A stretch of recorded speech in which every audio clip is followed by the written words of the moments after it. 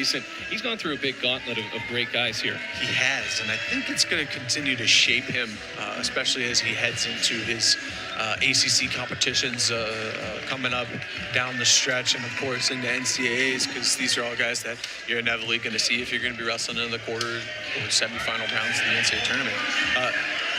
Huge task here tonight with Julian Ramirez, though. This guy can wrestle. He's had some great wins this year. He's got some slick offense, but even slicker defense. You can get it on his leg. He's going to do the splits. He's going to find an ankle pick, and he's a tricky opponent. He can go upper body. Pretty dynamic wrestler, as is Connor Brady. So Julian Ramirez made the NCAAs a season ago. Connor Brady, a two-time NCAA qualifier. Our first ranked matchup of the night, and we got a lot more after that, that's for sure.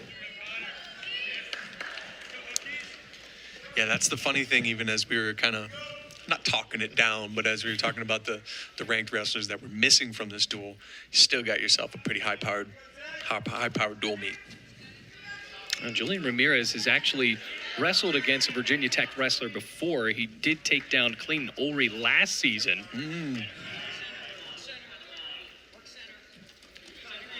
Ulrey coming off of that big win to put the Hokies up 3-0. Ramirez doing a great job. Forward pressure, has taken 3 or 4 little kind of half attempts, just kind of splashing the leg a little bit, getting a feel for things, but doing a good job pushing, moving forward, kind of dictating the action, if you will. Brady coming into this one 9-4, coming off of a heartbreaking loss in the second tiebreaker against Shane Griffith of Stanford. Yeah, even though he came up short against O'Toole from Missouri and of course Griffith most recently, those are still matches that he's in against the top guys at the weight class. So nonetheless, I'm sure building his confidence as he moves forward in his season, and could show up tonight.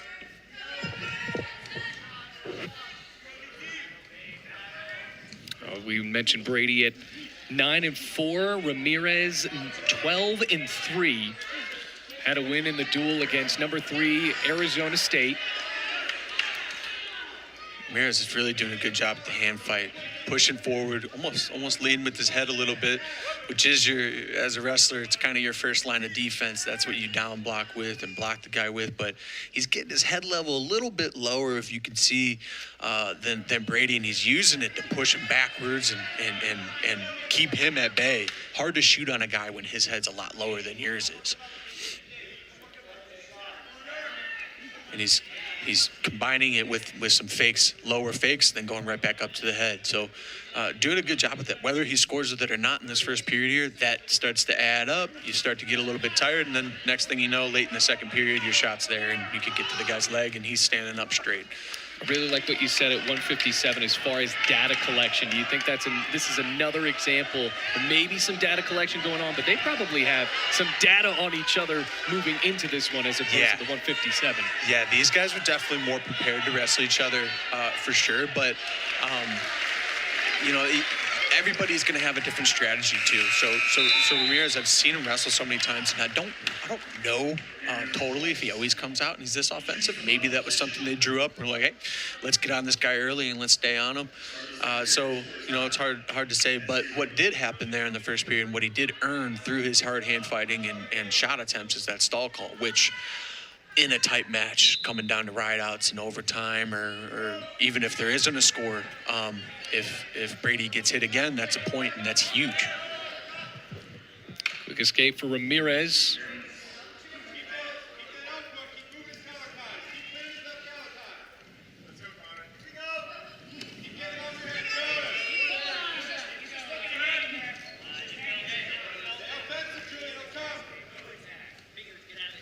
No shot for Ramirez here, 30 seconds in the second period.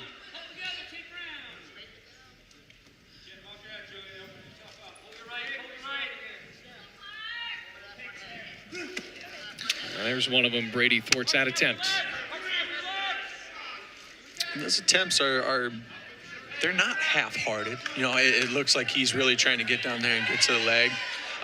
just not committing entirely, and he's kind of reaching snatch single. Maybe they are just hard fakes. It looks like he's trying to kind of put 2 and 2 together, but just that second one's not necessarily following it up. Brady on that very last one, too, looked like he was looking for a little bit of counter offense. That's one thing that starts to happen as a guy fakes out in front of you 3 or 4 or 5 times, or in this case, probably more like 10, 11 times. You can start to see, okay, he keeps stepping in with that right leg, and he's faking on me. Maybe I can reach down, grab that at the same time. Timing up their fakes is what happens, and it's a great way to score. I'm down to 30 seconds here. If you're just now joining us, Hokies lead this one as a team 3-0. After a decision victory, an exciting one at 157. Here we are at 165. Julian Ramirez still trying for a leg, and Connor Brady has fought him off each of those times. Yeah, that was actually 3 great attempts in a row. A little duck on the left, coming back righty single leg, and then another almost single leg back on the left side. And I know both the head ref and the assistant ref are probably looking at each other like, all right, yeah, I know. If he shoots again, we'll give him another stall call. He'll get a point. Tony Roby looking on with Jared Haught. So Brady starts down. Immediately to a seated position, but there's Ramirez driving him back down. This could be Ramirez's strategy. Maybe why he's trying to score so hard. He knew if he maybe didn't get a takedown, then he's gonna have to work his butt off on top here and see if he can't get a ride out. Doing a really good job staying behind the arms. Had Brady flat down under his belly. Now he's working again, covering the hips. Coming up on 22 seconds of riding time. Got Brady back down on the hip. Has some wrist control. You can see for high school wrestlers at home watching, watch Ramirez. He's not on his knees at all. Staying on the toes. His head is on the back of Brady's head. He's staying heavy on him the entire time. He's got a nice tight waist now, reaching half. Staying busy on top. Now he's working up towards 45 seconds of riding time. He's got 15 seconds now. There's that second stall call. That's why you work really hard on your feet, because you get rewarded because of it. You get rewarded either in that stall call point or by getting that guy tired. Now Brady trying to avoid being put on his back here with 50 seconds left to go. Already gave up that stalling point, so 2-0, and then the minute of riding time going to Ramirez here as well. Brady real close to giving up some backs there.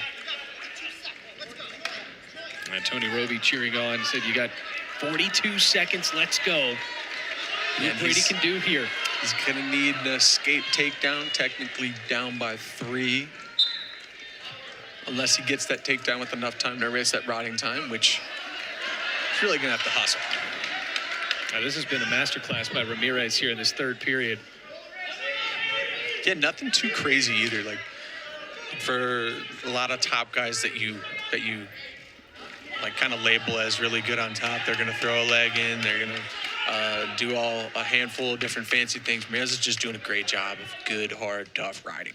Staying behind the arms, staying on your toes, hustling, covering the hips. It looks like he's going to win this one. 7 seconds left. Connor Brady could not escape the grasp of Julian Ramirez in the third period. He picks up a minute 51 of riding time and finally wins it 3-0 to tie it up. Here's a team score of 3-3. And there's one similar thread that